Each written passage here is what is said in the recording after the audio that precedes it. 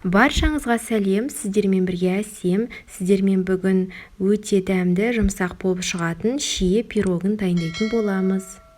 Барлық қажет заттарды описание бөліміне қалдырып кетемін. Видеоны соңына дейін көруіңізді сұраймын. Тек қана осы тұрған заттардан 2 дана пирог дайындайтын боламыз. Ол үшін бізге ұнымызды ыдысымызға салып, үстіне майымызды қойып, жақсылап крошка болғанша араластырамыз, яғни үгітіп аламыз жақсылап. Майыңыздың қатты немесе жұмсақ болуы маңызды емес. Егер қатты болса, үккіштен өткізіп араластыруыңызға болады. Жұмсақ болса, еш қиындықсыз қолмен араластырып шығасыз. Видеода көрсетілгендей, бізде осындай тесто дайын болады.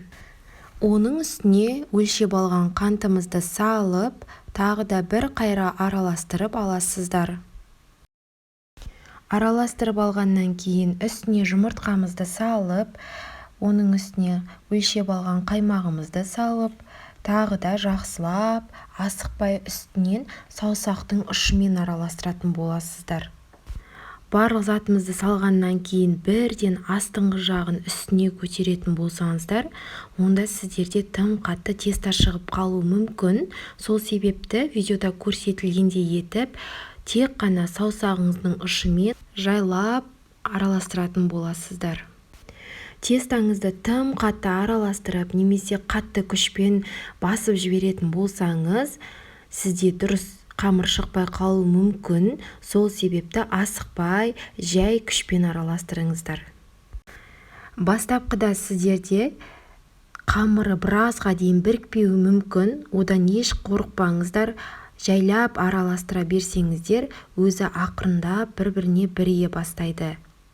Мінеки қыздар, видеода көргендеріңіздей, ешқандай қолға жабыспайтын, тіпті менің ыдысымда ешқандай қамыры жоқ, осындай әдемі тесто дайын болады. Ыдысымыздың ішінен түсіріп алып, тақтайымыздың үстіне қойып, 2 қолмен жайлап басатын боласыздар. Тағы да қайталаймын, қолмен қатты күшпен баспайсыздар. Егер де қолмен қатты бассаңыздар, тестаңыз қатты болып шығады. Осылай менде 1000 грамм шықты. Осы 1000 граммды 500 граммнан әрқайсысын бөліп алғаннан кейін жақсылап формаға келтіріп, целлофанға немесе пищевая пленкаға осылай орап аласыздар.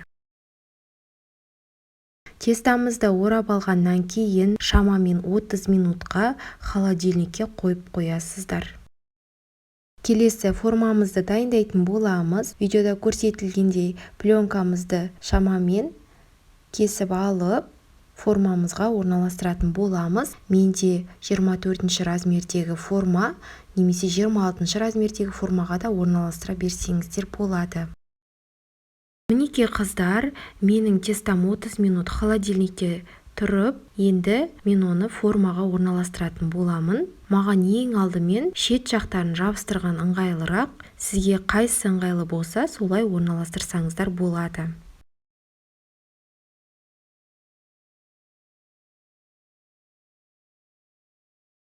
Тестамызды осылай орналастырып болғаннан кейін шаңышқымен басып шығатын боласыздар. Келесі біз салмасын дайындайтын боламыз. Творогтың үстіне қантымызды қосып, оның үстіне жұмыртқаны қосып, қаймағымызды салып, одан кейін шие жемісін қосатын боламыз. Егерде сіздерде шиенің ішінде суы пайда болатын болса, ол суды төгіп тастаңыздар. Себебі тестаға тиген су сіздердің тесталарыңыз шикі болып қалуы мүмкін. Барлығын салып болғаннан кейін блендердің көмегімен жақсылап араластыратын боласыздар. Тек қана блендермен араластырсаңыздар, өте жақсы біркелкі масса шығатын болады. Енді дайын тұрған тестамыздың үстіне салмамызды құятын боламыз. Қыздар, байқағандарыңыздай, біздің салмамыздың түрі йогурттың түріне ұқсас, әдемі, қанық болып шықты. Ешқандай краскасыз, табиғи салма дайын болады осылай.